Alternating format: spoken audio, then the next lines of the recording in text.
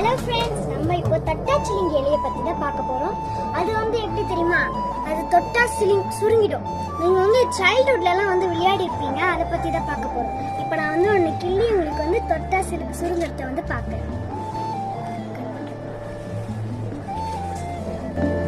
இப்போ இது வந்து தொட்டா சுருங்கிடுங்க. பாருங்க ஃப்ரெண்ட்ஸ், லைட்டாக தொட்டது கூட எப்படி சுருங்கிடுச்சு. இதுதான் வந்து தொட்டா சுருங்கி. இப்போ வந்து நம்ம வேற பிளான் பார்க்கலாம் வாங்க. வந்து நம்ம பார்க்க பற்றி கன்னிப்பிள்ளை தான் பார்க்க போகிறோம். இதோட பயன்கள் வந்து நிறைய இருக்கு, வாங்க இதை பற்றி பார்க்கலாம். இதுதான் வந்து கன்னிப்பிள்ளை. இது வந்து இப்போ உங்களுக்கு கிட்னிலலாம் வந்து ஸ்டோன் பிரச்சனை பார்த்தீங்களா, அதெல்லாம் வந்து இதை நீக்கிடும். இதை வந்து சுடு தண்ணியில் காய வச்சு நீங்கள் குடிச்சிங்கன்னா ஸ்டோன் எல்லாமே வெளியே வந்துடும். இந்த மாதிரி தான் வந்து எங்கள் அப்பாவுக்கும் இருந்தது. அவர் அதே மாதிரி வந்து தண்ணி வச்சு சுடு தண்ணியில் வச்சு வச்சு குடிச்சிக்கிட்டே இருந்தார். அப்போ வந்து எல்லா ஸ்டோனும் வந்துச்சு. வந்து நம்ம பார்த்தீங்கன்னா இதுவும் வந்து இதுதான் வந்து ரெடவெள்ளி. இதுவும் வந்து ஸ்டோன் பிரச்சனைக்கு தான்.